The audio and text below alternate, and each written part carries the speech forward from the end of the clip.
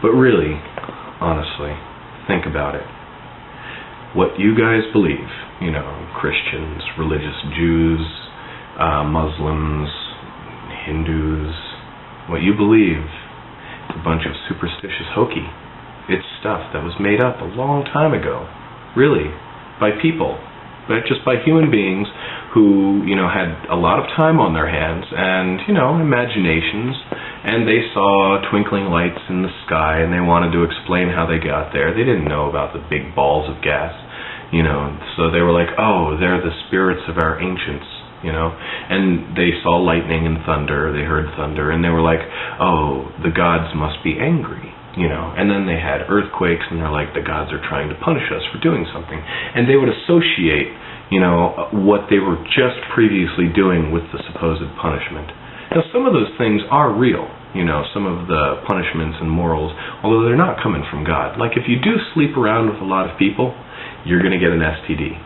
Having gonorrhea or chlamydia isn't a punishment of God, it's a consequence of your behavior.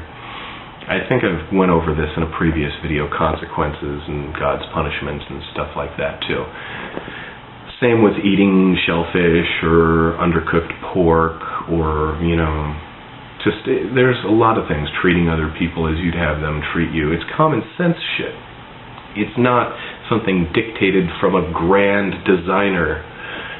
So, go ahead.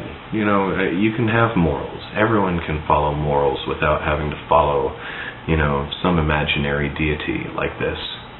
I just don't, I want you guys to understand that you're free to believe what you want to believe, but you must also realize that what you believe has changed over the years and is based on previous beliefs that are no longer held, has adapted according to, like, the God that we worship today isn't the same God that people worshipped 2,000 years ago in the Middle East. This is not the same version of God because we've kind of updated him with our new stories, and we give him a personality, and we say this is how he is and that's how he is, according to how we translate the holy scripts that we read.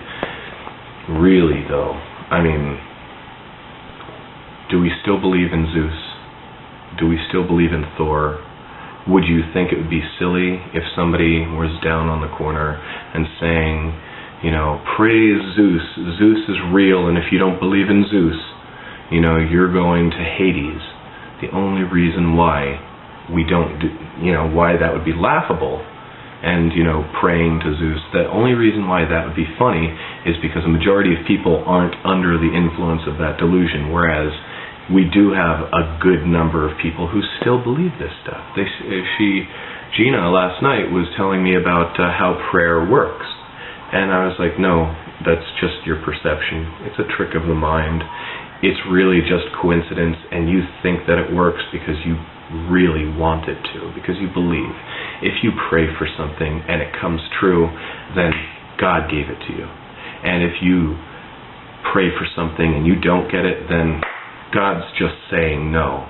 And if you pray for something and it happens but not in the same way or sometime in the future, then God's telling you to wait, because he has his own design. Really, though, if God has his own plan, then do you think your pitiful little prayer is going to influence him in any way? Do you think you're going to change his mind if he has some ultimate design? If you're praying to get a bonus or praying to buy a car, and you get a car, that's because you worked for that. You had the power inside yourself the whole time. You just needed that little boost, that little oomph. And that's the thing. Religion gives that to some people. It gives them the courage, even if it's not real. Just like, lucky horseshoes and just like the placebo effect, it gives people the power to get shit done, And unfortunately, I get shit done. I don't need any incentive. I don't need any, if I end up getting hooked on crack, God forbid, you won't see me in Narcotics Anonymous doing the 12-stepping saying, higher power be praised, save me from myself. So, finalize, let me paraphrase something. Al Pacino, Devil's Advocate, great movie. Let me tell you something. God Let me tell you a little thing or two about God. See, God likes to watch. He's a prankster. Think about it. He gives man instincts.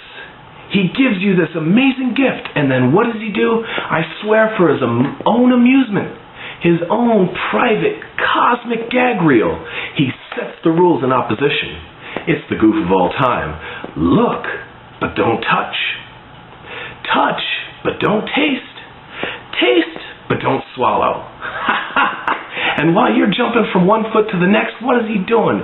He is laughing his sick fucking ass off. He's a tight ass. He's a sadist. He's an absentee landlord. Worship that? Never. Thank you. Have a good night.